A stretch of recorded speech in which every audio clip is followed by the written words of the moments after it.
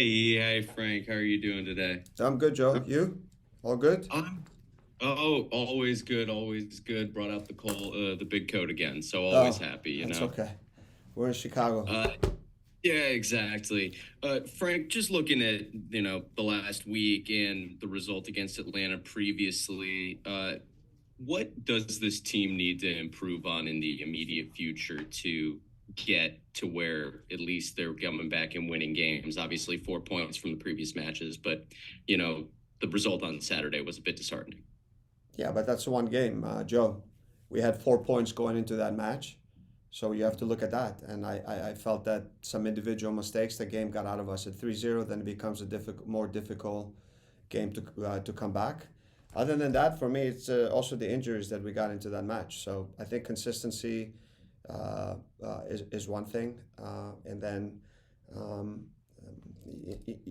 and I think that without the ball, I think we have to find a way where we can limit some of those mistakes. But because obviously the amount of goals, and I know in two games, you take the 7 goals, 3 on one and 4 on the other. It's 7 goals, but I think find that consistency, and I felt that game early on. If you look at the game again, really look at it. In the first 25 minutes, we have really two big chances uh, to get on track and score the first goal. So we had 2 to 3 really good chances, two in transition. Once that we picked the ball in front as they try to play out of the back, and then the goals we give up. I just think that we just need to be better in moments like that. We have 11 guys even on the first goal behind the ball, and we give up a goal, and then I think the second and the third goal put it out. So I think just the consistency and the mentality really to, I think that as a group, it's not just one or two players, as a group to, in moments like that, just to make it really hard for,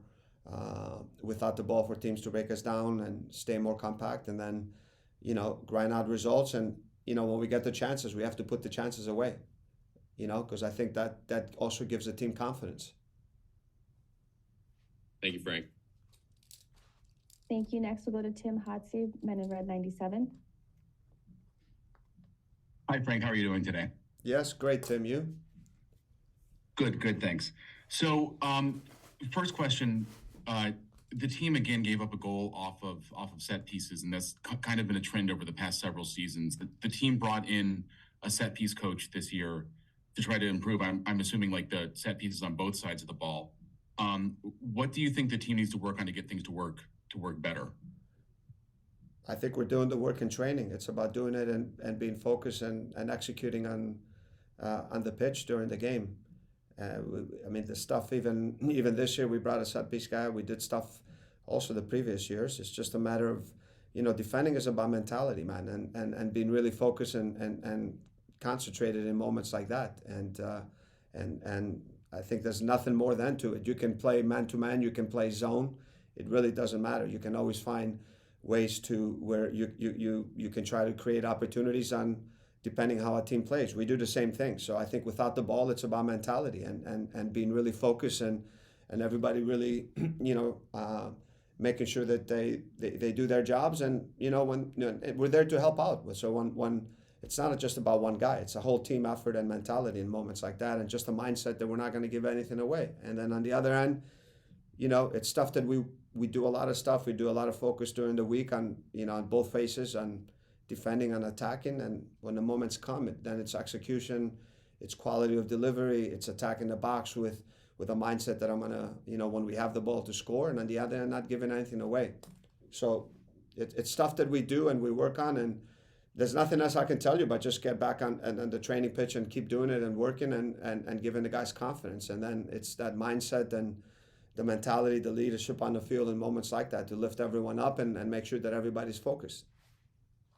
Thanks. And kind of quick follow up. One other issue that came up in that game was just the number of injuries to players, including several leaders on the team. So I just wanted to check to see how everyone was doing and who looks like they Yeah, would it's a be good available question, Tim. Saturday. It's a good question. I think that's the one, I think more than anything you lose that game, it kind of gets out of control at the 3-0, and then we were forced to make moves and push the game and in certain way, being at home and hopefully looking to get that one goal back and climb somehow and turn into a positive result. And I think that, the 2-0, I mean, giving up the third goal was difficult, but then you walk away with those injuries. The only thing I can tell you right now is that, I think Goodman has been training. I told you last week that he was in and out in different exercises. This week he's been, full out training. So that's a positive. The guys that had the injuries in the game with Guti and Shaq, they're doing stuff on their own on the side. They haven't integrated at all with the team. We'll see tomorrow, but that's definitely a question mark on both those guys because of just soft tissue injuries. And then Federico Navarro is more longer term. There's nothing structurally, which is good news, to his knee. Didn't happen, but I mean, I think he'll be out a little bit, maybe 2 to 3 weeks. And then Gaston with the hamstring, you're looking anywhere to 2-3 weeks. The only question mark right now is just with Guti and Shaq, and see, they're doing individual work on the side, how they are tomorrow, and see how we can push them to see if they're available, to be on the roster for the weekend. Okay. So it's Appreciate a the little update. bit difficult for us right now, Yeah, no, that many losses with an MLS size roster is rough. Yeah, it's a appreciate it. difficult one, but it's not an excuse. I think the guys have worked really hard. The other guys, we just have to find, a way now to approach this game and definitely come out with a much stronger mentality. We got to have a lot of pride on, from the last game like that, and we got to come on the field with a lot of energy and commitment, and and I feel do whatever it takes to get a result. And the guys have trained hard, and I think we have to, just manage with the guys that are available, and hopefully we still, I'm still counting, every day there's still time for Saturday for Guti and for Shaq at least to be available for some time. That would be a huge help for us. Get it. Thank you. Next, we'll go to Alex Calabrese, also Men in Red 97.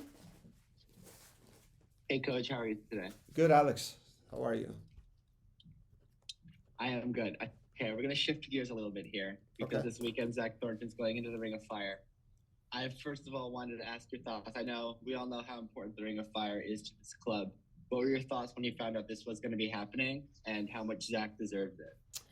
Yeah, I mean, obviously I think it's a great honor for Zach. I think to honor someone for what he's done on a playing level. Obviously, if you look at his career, it speaks volumes for itself. There's no need for me to say anything. I think the guy has been he's a legend here in the club. I think he's been involved in every championship that the club has been a part of, and that's one thing. What he's done in the field is, and off the field, I think for me the values that he has as a person, as a human being, are the values that reflect this organization. And he's a first-class individual, and his career, like I said, I think he should be in the Ring of Fire for that. But I think just as a human being and as a person and the values he has, it's just a great human being. And for me, I think you build a lot of relationships. You play with a lot of people. You have a lot, you know a lot of people. But it's someone that, for me, that I consider a friend. And you don't say that for, you know a lot of people and you're friendly, but he's someone that I consider a close friend. And I'm extremely happy. A well-deserved honor for him, and he should feel proud for this recognition.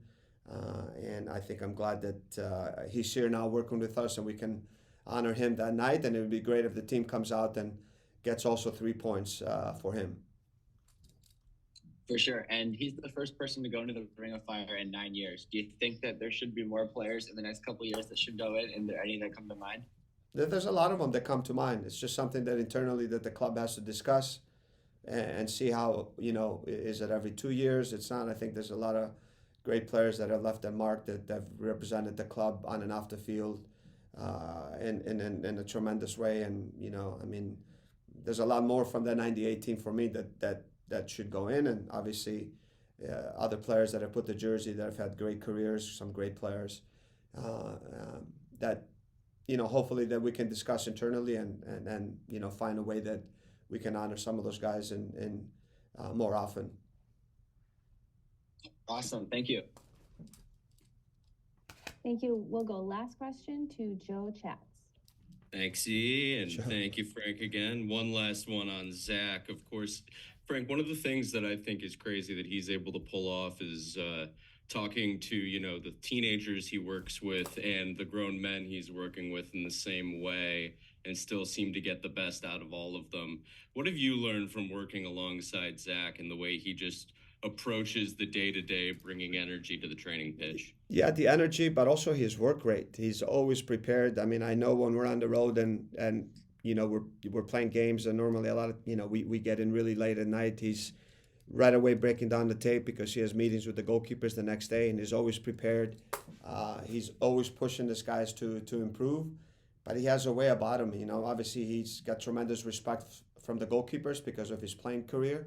That's the one thing, but then also his knowledge and how he's able to make players better and goalkeepers better. And I think that's the most important thing of all, because you have respect as a player, what you've done, but then if you can improve players, if you don't know what how you can make the in this case the goalkeepers better, analyze their mistakes, help them in certain ways, you can lose that credibility. But he brings both his knowledge of the game, his ability to make them better, but also for me it's just his work rate, the way he works and his commitment is first class, and he's always positive, and it's great to have, because I'm also a positive guy no matter what happens.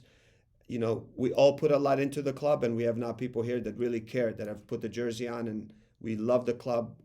We really hurt when, the club has setbacks like last week. I don't sleep well. Zach doesn't either. There's a lot more former players that are involved here now, and, we take it to heart, but we come the next day and then try to find solutions in a positive way. And he's always a very positive guy, always smiling, always positive energy, and that's also great to see. But on the field, he's 100% professional. He comes in to every day to make these guys better, and he has really high standards, which is great because he fits in with exactly what we want to do. Thank you, Frank. Good luck this weekend. Thanks, guys.